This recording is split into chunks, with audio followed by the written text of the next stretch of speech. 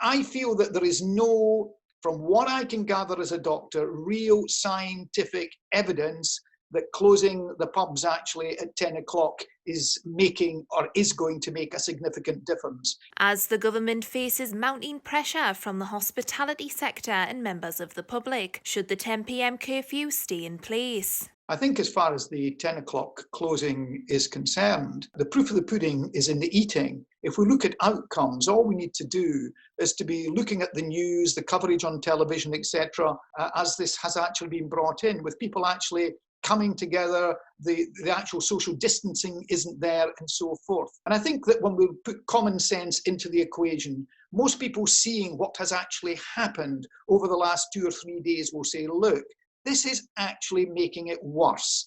So I think that the government's got to look at this. Is there a real, genuine scientific reason why the government thinks that closing the pubs at 10 o'clock is actually going to make a significant difference?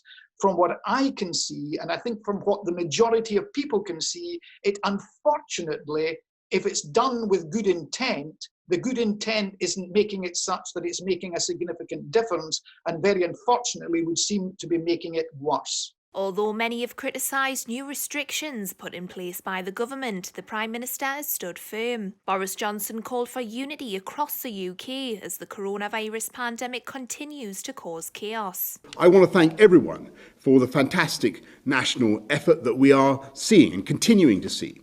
And no matter how impatient we may be, how fed up we may become, there is only one way of doing this, and that's by showing a collective forbearance, common sense, and willingness to make sacrifices for the safety of others.